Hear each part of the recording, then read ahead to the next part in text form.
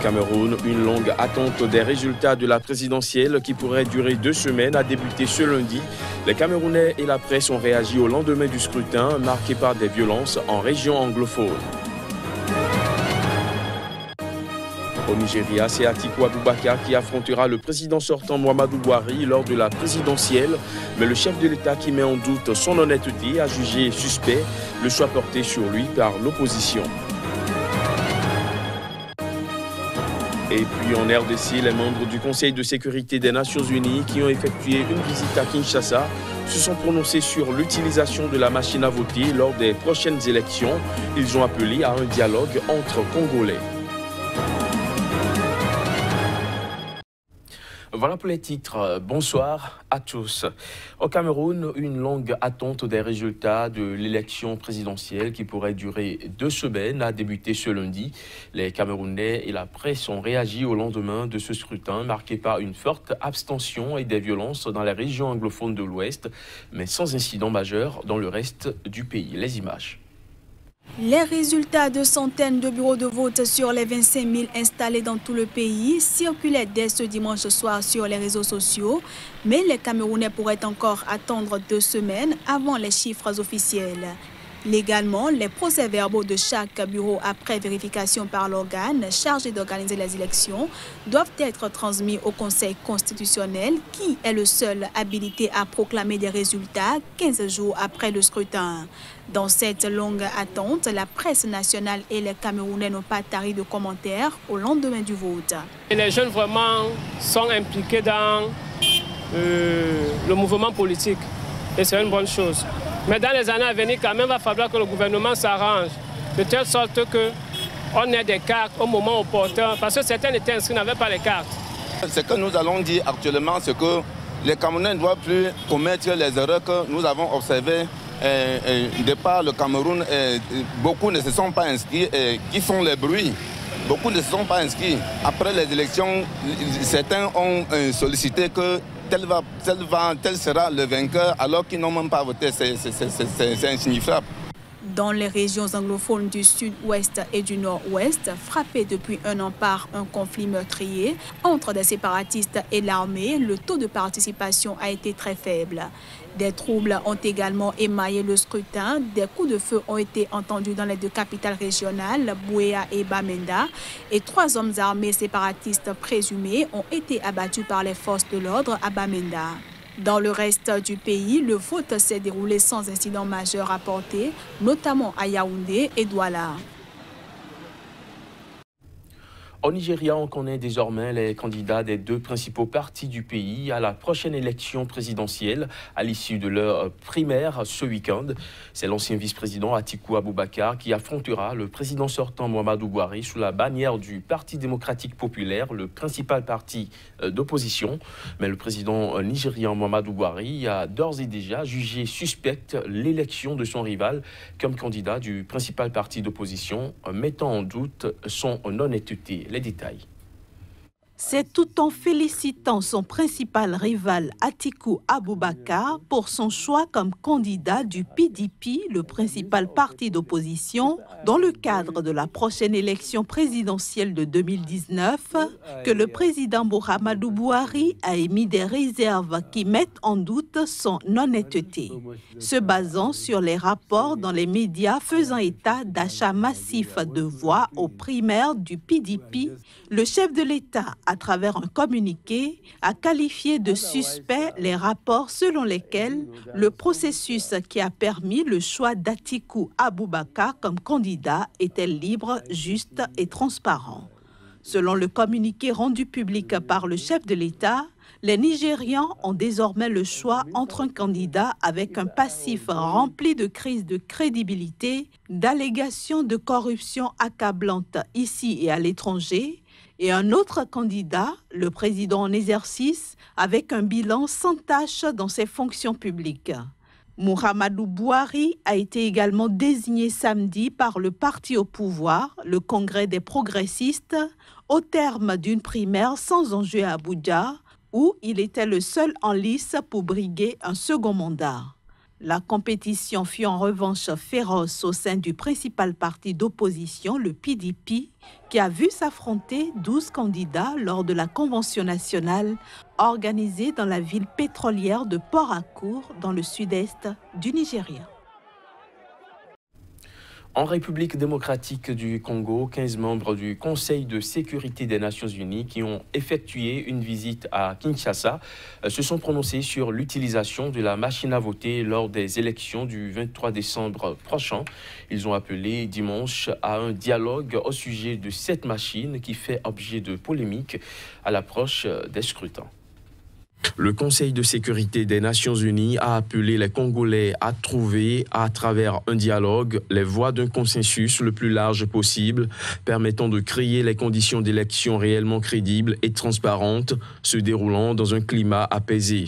Cet appel au dialogue concerne surtout l'utilisation de la machine à voter, un sujet qui alimente la polémique à l'approche des élections de fin décembre en République démocratique du Congo.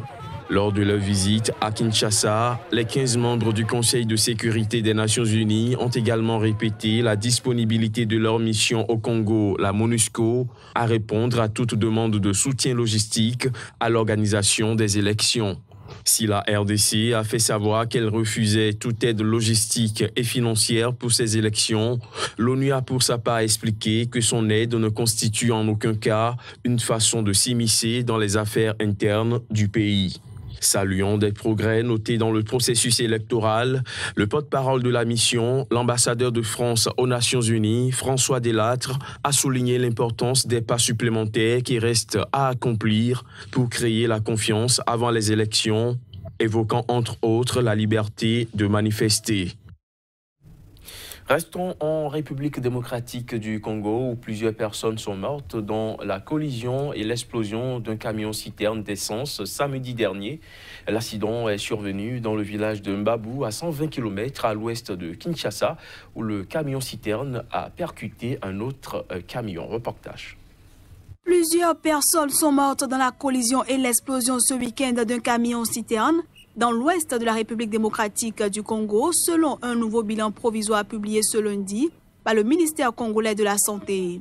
Selon la comptabilité officielle, dans le détail, 22 personnes sont mortes sur les lieux de l'accident, à 120 km à l'ouest de Kinshasa, 19 à l'hôpital Saint-Luc de Kisantu, la ville voisine, et 12 personnes sur les 84 blessés admis dans les hôpitaux de Kinshasa sont décédées des suites de leurs blessures. C'était un citerne d'essence, c'était plein et ça coulait à flot.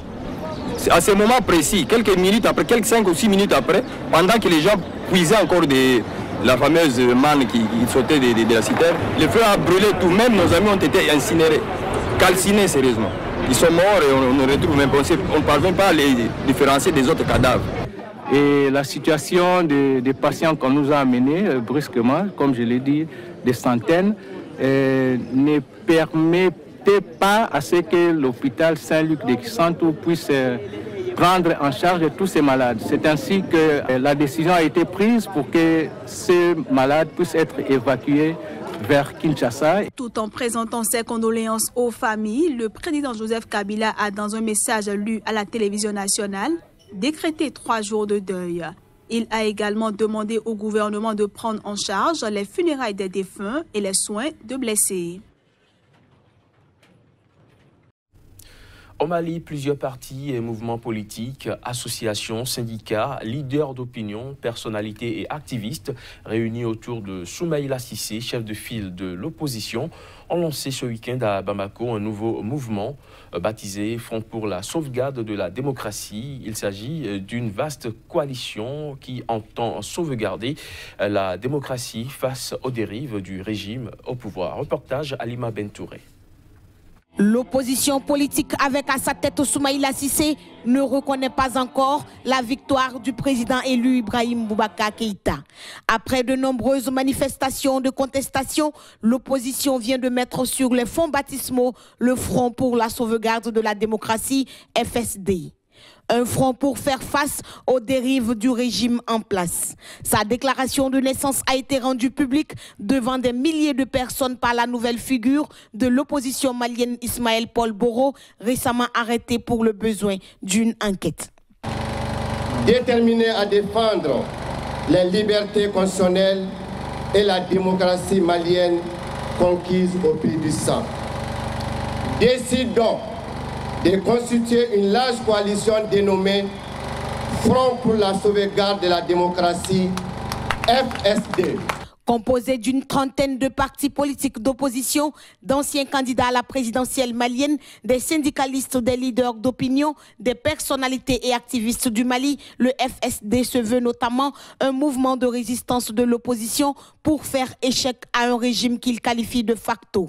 Des mots très durs à l'endroit du président Ibrahim Boubacar Keïta.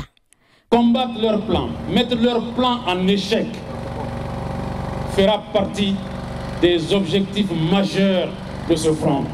Et la lutte dans ce domaine-là commencera aujourd'hui et maintenant. Croyez-nous, notre détermination est totale pour mettre en échec le régime de facto. Pourquoi nous les appelons régime de facto? Parce qu'ils ont perdu la légitimité démocratique le 3 septembre 2018. Déterminé à continuer la lutte, Soumaïla Cissé, candidat malheureux au deuxième tour de la présidentielle du 12 août 2018, affirme que la déclaration de création du front est un appel à la liberté et notre combat pour honorer les aînés. La déclaration qui vient d'être lue est donc un appel à la liberté, à notre liberté. C'est un ouvrage de combat collectif, un combat de résistance contre l'ignominie, l'indignité, l'insécurité, la précarité, la duplicité et la trahison. C'est notre combat pour notre vie, pour notre avenir. Le Front pour la sauvegarde de la démocratie FSD, selon ses initiateurs, sera dirigé par une direction composée de représentants de partis politiques. Elle sera représentée au niveau national, régional, au niveau des cercles, des communes et au sein de la diaspora. Les Nations Unies ont reçu le 21 septembre dernier une demande conjointe du Bénin et du Togo d'extension de leur plateau continental, une démarche prévue par l'article 76 du paragraphe 8 de la Convention des Nations Unies sur le droit de la mer de 1982.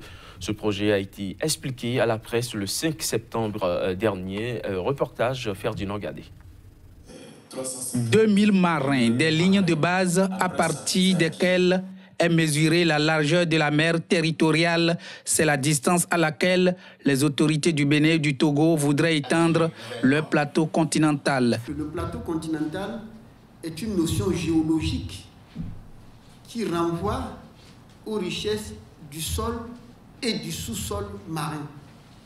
Cette démarche d'extension du plateau continental nécessite l'aval des Nations Unies selon l'article 76 du paragraphe 8 de la Convention des Nations Unies sur le droit de la mer de 1982. C'est en vertu de ces dispositions de la Convention d'une part et des bonnes relations politiques et sociales que les deux pays entretiennent depuis de longues années, d'autre part que les deux États ont décidé de cette soumission conjointe exécutée le 21 septembre 2018 en présence des ambassadeurs, représentants permanents des deux pays auprès des Nations Unies à New York. Cette volonté d'extension du plateau continental vise quel objectif? C'est l'une des interrogations des journalistes conviés à la conférence de presse tenue 5 septembre dernier à cet effet. Ça veut dire que si nous avons les richesses que je viens de décrire tout à l'heure, nous serons en droit de les exploiter jusqu'à cette étendue-là. Voilà l'intérêt. Donc, c'est à la fois un enjeu de souveraineté nationale. Lorsque vous connaissez vos espaces maritimes, vous devez les protéger. C'est un enjeu économique aussi. On sait aujourd'hui ce que ces richesses rapportent en termes de revenus. D'une telle démarche des autorités togolaises découle la nécessité de placer l'économie bleue au cœur du développement du pays. Voilà qui vient mettre un thème à cette édition. Mesdames, Messieurs, merci de l'avoir suivi.